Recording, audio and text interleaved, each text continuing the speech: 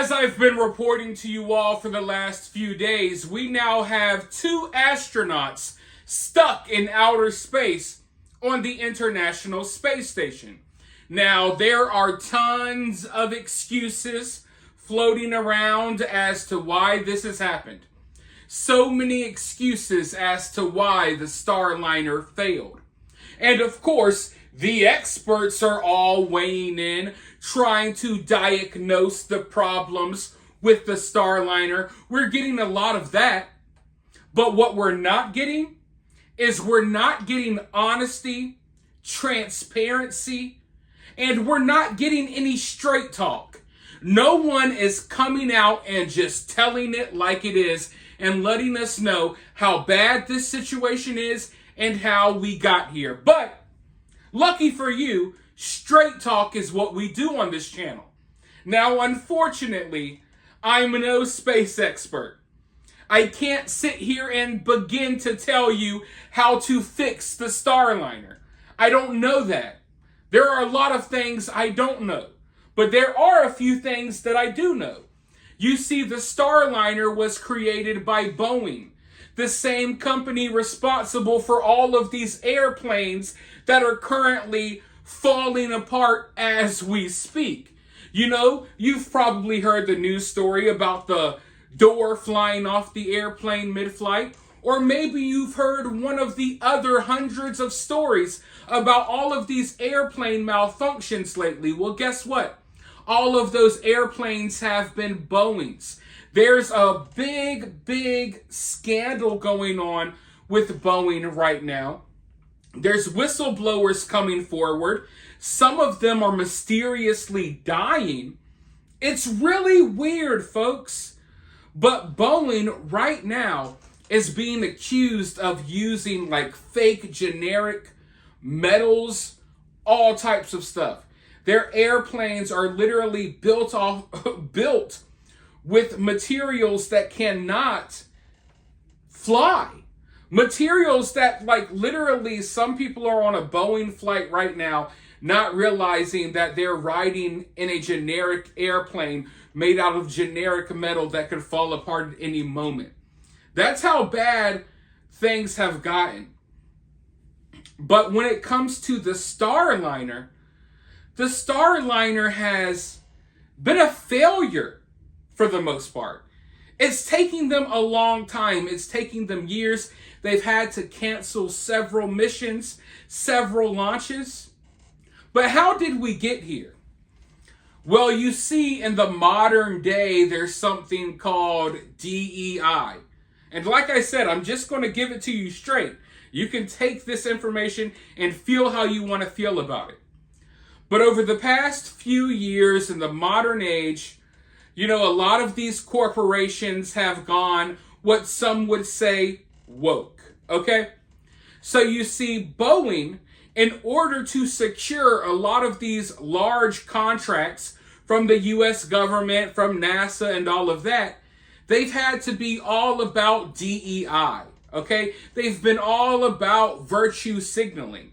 Now, this is something that we didn't have to worry about a decade or two ago. Back in the day, corporations would stay out of politics and social issues.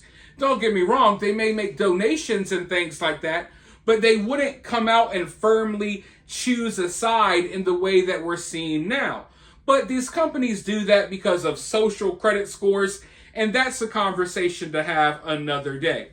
But basically, Boeing decided that it was going to be all about DEI, promoting DEI.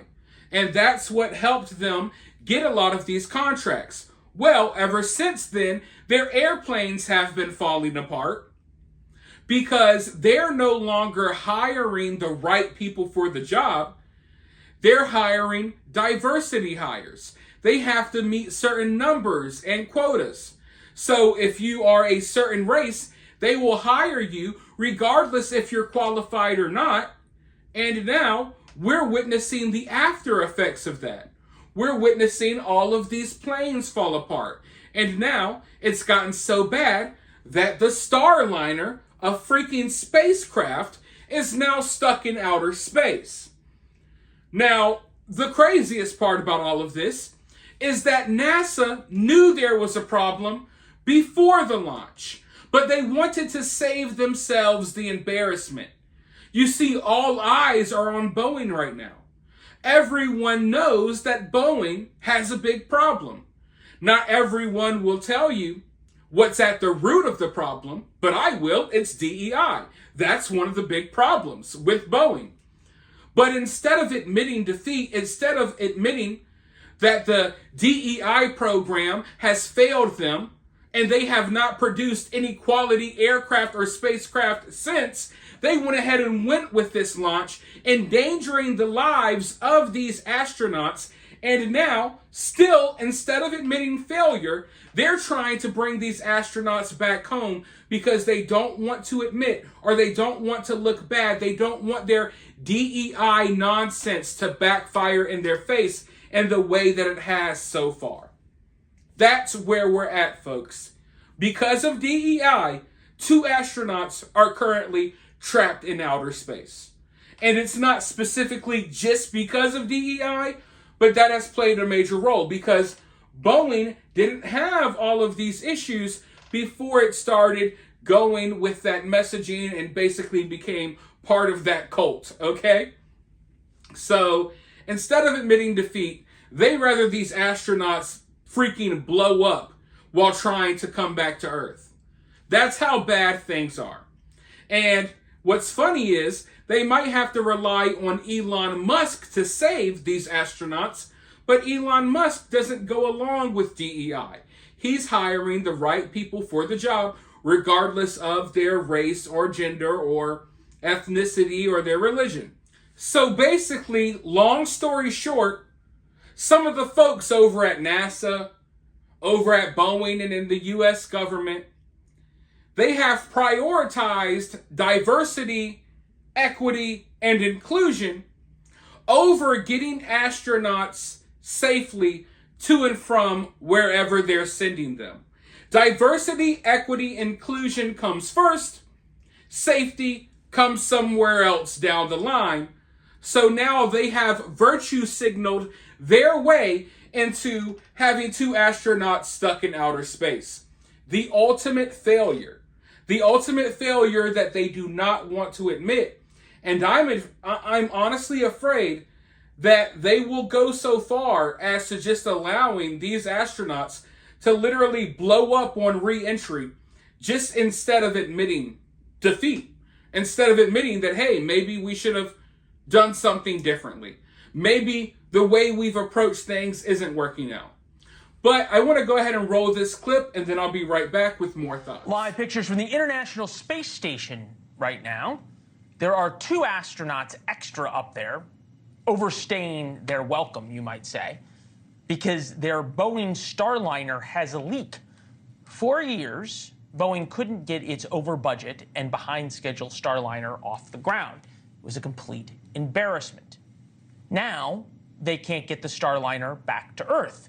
That means Butch Wilmore and Sonny Williams are, well, beyond their checkout days. Maybe fellow astronauts up in the space station like company, but evidently engineers have to come up with a way to fix a series of helium leaks along with thruster issues before they can come home. News Nation's senior national correspondent Brian Enton at Cape Canaveral tonight. So is this Apollo 13 yet, Brian? No, it's not nearly that bad, Leland, but it's not good for Boeing. I mean, it's a massive embarrassment for Boeing on top of embarrassment after embarrassment for the company over the last several years. You mentioned it, we're outside Kennedy Space Center. This is where the Starliner launched from June 5th. One of the launch pads that you can see behind me was supposed to only be up there for a couple of weeks, bring the 2 astronauts back. That didn't happen. There was a helium leak, which they knew about, by the way, but they still launched. It was more serious than they thought. They've had to delay and delay and delay. Now they are saying they are not going to bring the astronauts back on the Starliner until the beginning of July, which far exceeds what anybody thought. Starliner program with Boeing has been a mess. You mentioned it, Leland, came in way over budget. They initially said it was going to cost $4.5 billion. They went $1.5 billion over budget. You compare that to the SpaceX Dragon, that only cost $3.1 billion and has been basically flawless. It's been taking astronauts to and from the space station for years. The ultimate embarrassment for Boeing, Leland, could be if they end up actually having to bring the astronauts back on the SpaceX rocket, which at this point, it seems like it could be a possibility if they have to keep delaying things. Yeah, Elon Musk may get the last laugh on this. There's something bigger here going on, right? Boeing went all in on DEI and corporate do-gooding and stakeholders and all of these things that made it popular in Washington and lobbying. They're over budget, they're behind schedule, they've had obviously all the problems with their planes. Elon Musk, solely focused on getting astronauts to space, comes in under budget. I'm wondering if you're hearing any conversation in the space world, as is happening in the aviation world, that Boeing is at a place, and this is bad for America if it is, that they really can't come back from. Well, hopefully that's not the case, because Boeing is a great American company. It's been for decades. I mean, it's obviously very, very important to us as a country, but it's a mess right now. I mean, we've heard from dozens of whistleblowers. Elon Musk has said he doesn't care where the engineers come from. He doesn't care what they look like or what their age is. He wants the best of the best. You talk to the Boeing whistleblowers, and they say that Boeing doesn't even care about engineers. There's no engineers in the C-suite. They moved the company headquarters from Seattle, where they do all the building, to Chicago, which is apparently a mess. The CEO's almost never there, according to the whistleblowers. And it seems like it's a real problem at the top, not to mention they're building a lot of the products now, parts of the planes and the spacecraft, not even in America anymore. So it seems like this is yet another wake-up call for Boeing, you know? Yeah, we'll see if anybody's listening. The two CEOs, the one who left and the one who's leaving, both got $60+ million payouts, so it's good to be at the top. Yeah. Brian, thank you very much. Keep it up. We appreciate it. So here's the scariest part about this situation, at least for me. You know, there's not a lot of experts in this field. Like, for example, if you needed your house painted, you could find you could find millions of people who could paint your house. If you need your light bulb screwed in, you could find tons of people to do that. You could find tons of people to deliver pizza. You could find tons of people to cut hair. You could find tons of people to do a lot of these, you know, jobs and activities that we do as humans. But you're not going to find many people who know how to safely get a spacecraft home from the International Space Station while it's leaking and some of its thrusters are no longer working, right? There's probably only a handful of people that you could really rely on in this type of situation that these two astronauts are stuck in.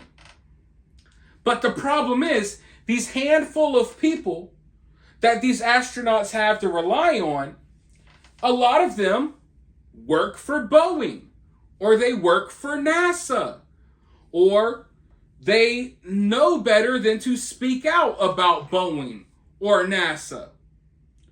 So a lot of these expert opinions that we're getting, you can't rely on them. And as these two astronauts stuck up in space, I wouldn't have much confidence in the people who are trying to downplay, you know, the severity of this situation. Because as I laid this out for you all in my last video about this topic. If you haven't watched that video, go watch it. One of the lead people trying to tell everyone that everything's okay here and that these two astronauts can return home on the starliner that's leaking is a guy by the name of Steve Stitch. He also said that Space Shuttle Columbia was safe, and that blew up. I don't know if you all know about that story, but you got to go look into it. It was a tragic situation, and I'm afraid that we may have another tragedy on our hands. But you see, we're in a different day and age now, folks. This is 2024. The way that people keep up with the news, the way we follow the news cycle, the way that information spreads so quickly, they can't pull the wool over our eyes in the way that they used to. So they can't sit here and pretend Like the warning signs weren't there. If something happens to these astronauts on the journey home, they can't sit here and pull the wool over our eyes in the way they have in the past. Because in the past, they've known there were problems and people died because of it. But a lot of us, the masses, the general public, didn't know that NASA may have been aware of problems, or this person or that person or this agency was aware of this or that. But now we're aware. Now we know. And like I said, we know a lot of the shady practices like DEI that's happening at Boeing, which I think DEI is racist. You hire who's the most qualified for the job. And if you don't, you end up with 2 astronauts stuck in outer space and your airplane's falling apart. But as I was saying, you can't rely on the experts in this situation because they're all in the pockets of NASA and Boeing. So I'm honestly just really afraid that we're going to witness a tragedy, and Boeing and NASA have put themselves in a position to where if they admit failure, and if this story gets even bigger, and people start looking into how we got here, it's going to expose a lie. And they don't want that. They rather take their chances, cross their fingers, hope to die, and hope that these people make it home. That's what they're doing. But I wouldn't trust it. If I were those 2 astronauts, I would not try to return home on the starliner. I don't even know how the hell it made it in outer space in the first place. There's a reason why it took so many years. There's a reason why they canceled so many launches. But I'm sure we're going to find out more about this story, and I'll rant about it more once more information comes out. For now, let me know your thoughts about this down in the comments below. While you're down there, hit that thumbs up, hit that subscribe, ring that notification bell, and I'll talk to you all soon in the next one.